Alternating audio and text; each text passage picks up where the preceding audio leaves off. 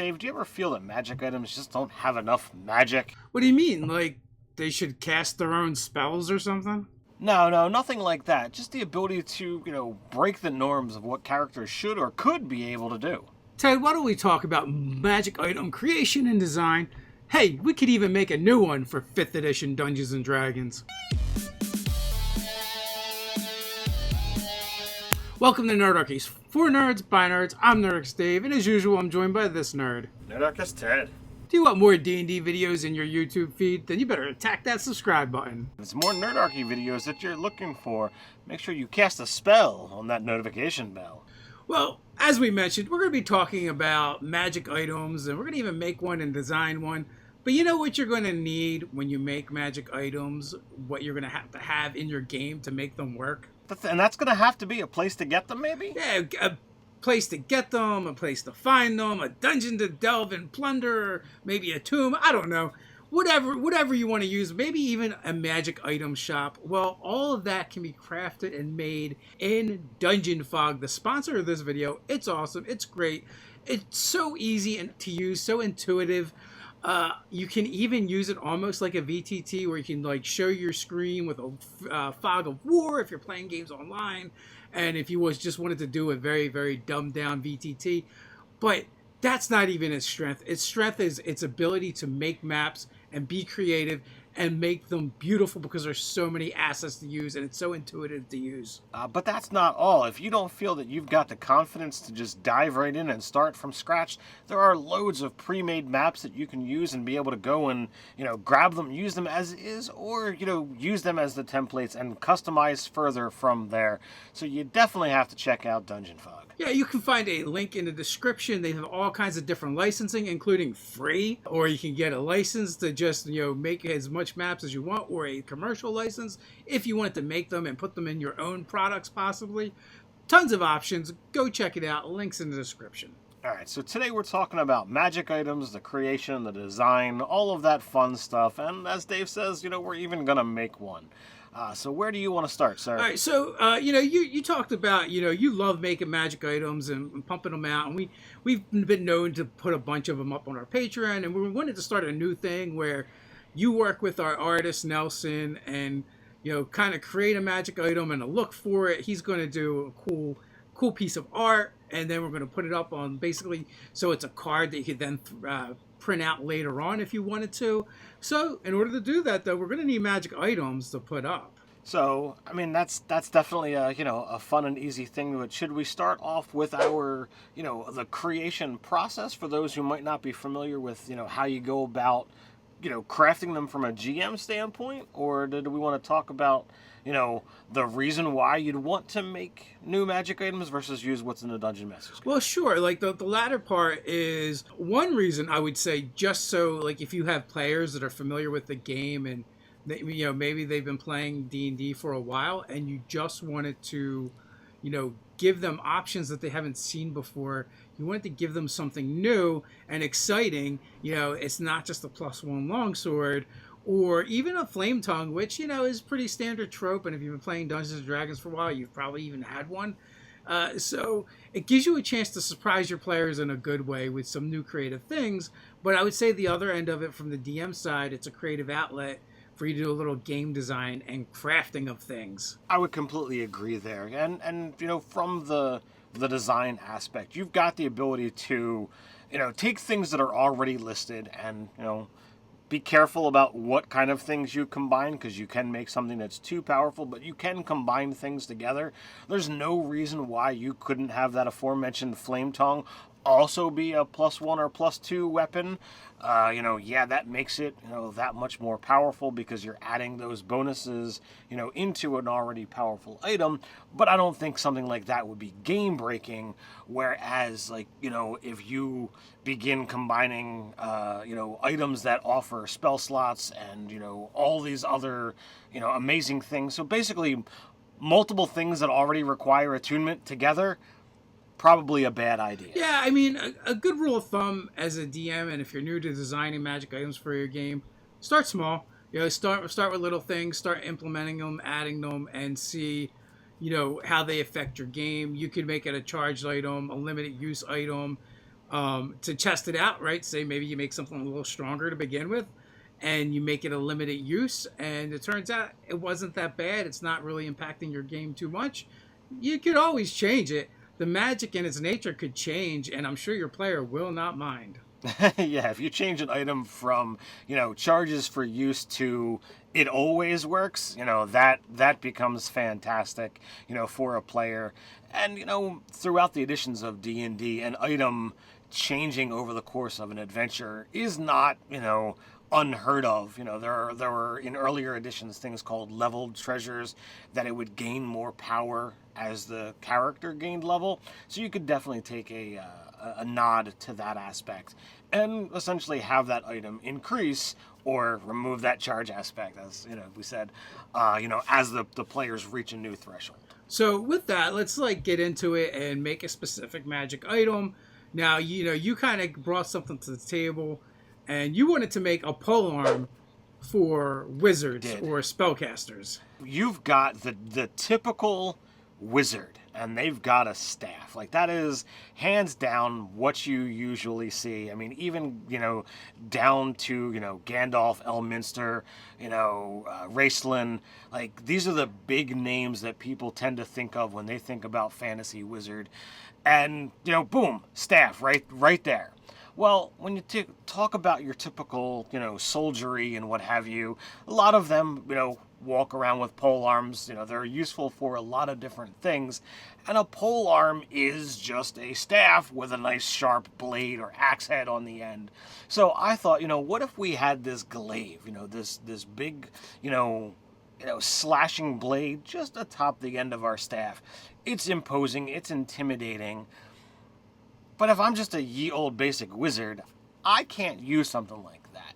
Well, what if we created something that broke that typical norm and made a wizard staff that was actually a polearm and thus functioned as a staff and a spellcasting focus for a wizard and granted proficiency. So that's as far as, I came, prior to this is what I wanted it to be. There's also, I've seen this iconic image depicted where it is a wizard with kind of like a war staff, and it does have a blade on the end. That's what I was kind of thinking thematically, which is kind of cool. Mm-hmm. So there's a couple things we have to ask whenever we're making a magic item. First of all, does it require attunement or not? If it's doing, the more stuff it does, then more than likely it's going to require attunement. So this is the kind of thing that I'm seeing this as something powerful. And, the ability for an item to grant proficiency, for it being wielded as a weapon, that by itself I don't think is something that breaks norms and, should require attunement. But I would think that the rest of the things that we kind of come up with, I would see this as a powerful item, and it should absolutely require attunement. Yeah, I mean, obviously, giving a wizard proficiency to use a weapon that they don't normally can use, not a big deal, because you're probably still better off casting a spell than whacking it. At best, it gives you a better option if someone moves out of your threatened area and you want to take an attack of opportunity. So I agree with you there. So now we can kind of look at, well, what do we want this item to do? And also, we kind of enjoy taking mechanics from the game and, twisting them a little bit or giving them other uses. So that was something we definitely discussed a little bit. Can this wizard maybe use spell slots to empower this staff? So that would be a great place to start. One of the great things about, wizards specifically is, they get a lot of spell slots, and they have arcane recovery. So they could technically imbue the staff with spell slots, and if the effect, lasted any kind of duration, they could take a short rest, get those spell slots back, and not really be at a deficit. So if we're looking at this as a wizard item, that is something we absolutely should be taking into account. Now, there's a couple different ways we could do it. Does it allow us to do a new effect? Does it allow us to enhance something we're already doing? Or do we go, all right, we can use them almost like charges for a staff of striking, which is an effect that already exists in the game. It's just based off of charges and how many charges you want to use. In this case, maybe you replace charges with spell slots. Spell slot 1, 2, and 3 would be the same as using 1, 2, or 3 charges. Or do we just go, you know what? It is going to function as an arcane smite when we wield the weapon if we wanted to go that direction. I mean, paladins can smite, warlocks can smite. Rogues do a ton of damage with their sneak attack. You even have a kind of like the College of Whispers has almost like a either smite or sneak attack-esque kind of ability. So, there's enough of it in the game that adding one more option, I don't think is going to break it. Yeah, I would completely agree there. Being able to dump that into, dumping your spell slots into an attack, not a crazy thing. Obviously, you'd want to limit it along the same lines as those other classes that okay, you can dump a single spot, you would, of course, want to limit it, just like those other classes, that a single spell slot could be enacted at the time of the strike to do X number of damage. Whether you want to have it lessened than a Paladin Smite or equal to those kinds of things, I would be okay with a D6 or a D8. Wizards are known for elemental damage, so I would probably be leaning towards there, but I would give them possible choice. It would have to be, lightning, thunder, fire, cold. I think that would be your best, or acid. I think that would be your most thematic for a wizard. Yeah, they would definitely all work. Also, it's a glaive, not technically a staff, although we've thrown around the word staff a little bit. But that being said, why not allow it to be used like a wizard staff and use it as a spellcasting focus? Right, and that was that was one of the things I had said from the beginning, that it absolutely, like, that's its main function area, is that it grants proficiency and is a spellcasting focus for the wizard, so that they have it at the ready to be able to have a solid weapon and be able to cast their spells at the same time. So, I mean, so far, we put together a handful of abilities, and to me, they're almost all ribbon abilities. Even the Smite one, which is kind of cool.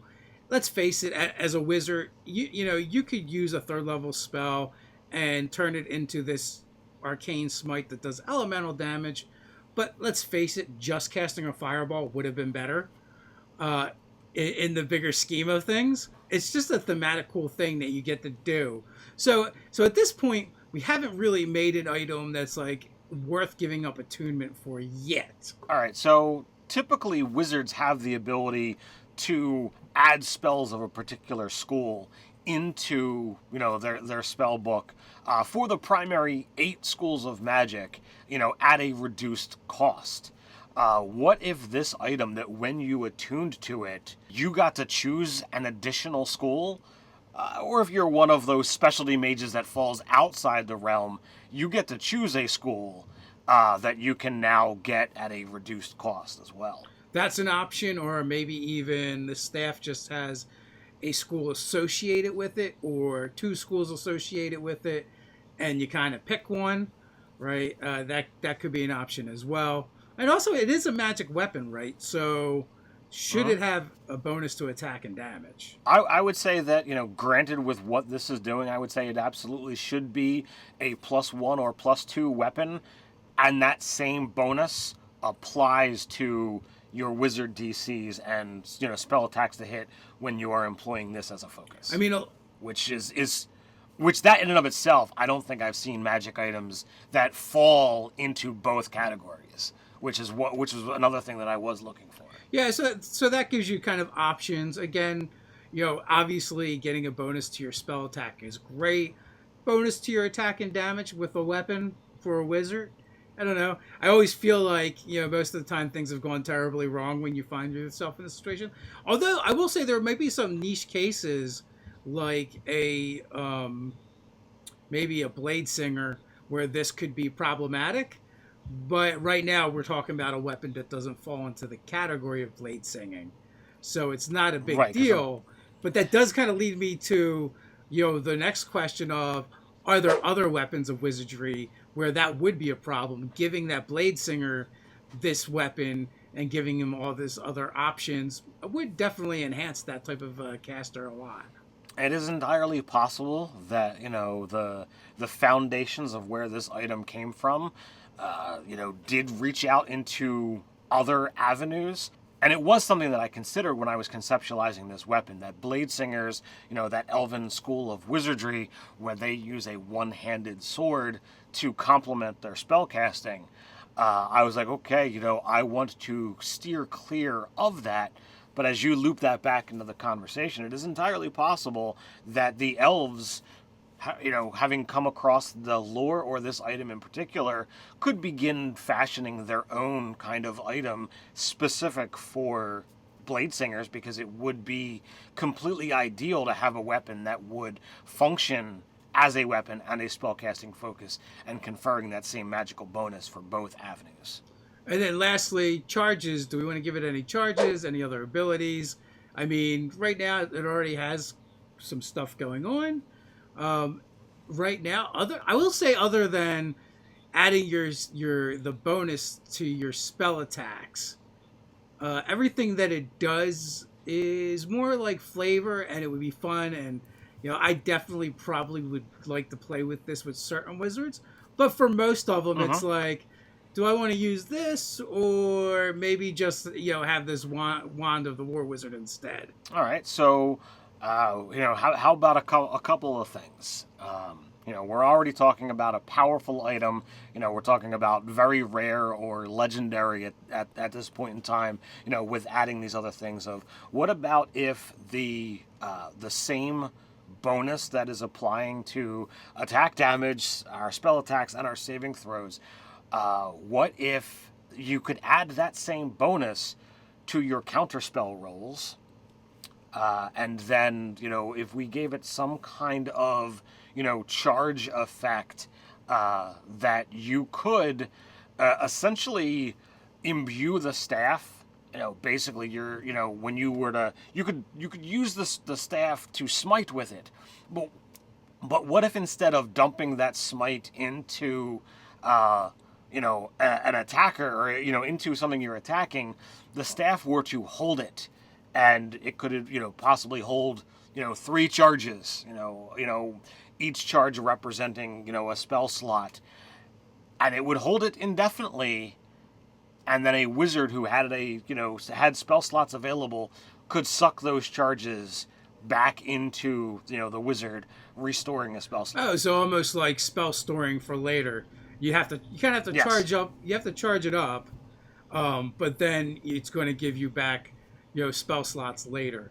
That's definitely something you can do. I mean, we've seen the Pearl of Power and other items that do that. The Warlock Rod of the Packkeeper lets you reclaim spell slots as well. The Ring of Spell Storing, allows you to put a specific spell or spells into it that you would cast. But this would be, just for retrieval of that particular energy. Then, my other thought, like slightly less creative, is it does have charges, and perhaps you use them to cast specific spells that might normally be concentration spells, but the staff can hold the concentration itself, but only for these specific spells cast from the staff. It's not like you can do it with anything. You got to be really careful when it comes to concentration, but more like those spells that make a wizard better at combat, like enlarge, haste, enhance ability, any of those things, where you can cast it. You can cast it on yourself. And maybe that's a limiting factor too. Maybe you can, even though there's spells that normally can be cast on others, the staff only allows it to cast it on you. Kind of for a little bit, if you want to spend all your charges and use everything the staff offers, it kind of turns you into a little bit of a badass warrior for a little bit. That rounds us out to something that's pretty potent, unique, and useful in a lot of different directions, depending upon where you wind up going with all of this. But I'm liking the way this is coming out. Yeah, I feel like we're gonna have to probably rework and strip down and put things back in and tinker with this a bit. It's not quite done, but it's a good starting point. And also, it's a great point for you folks that are watching to weigh in on the comments. And what do you think? What ideas did you like? What ideas didn't you like? How would you do it? What would you give it? And this may just reappear back in Patreon at some time as one of those cards that you can check out. If you've enjoyed this magical journey with us, we've got a whole playlist full of Mage Forge where we create a magic item. You can check that out up here. If you like this magic item and want to see this as a printable card and other ones just like it, you can check that over out on our Patreon rewards coming soon. But that's not all. We create 5e content for players and DMs alike, monthly giveaways that our patrons are automatically entered into, and more. So until next time, Stay nerdy.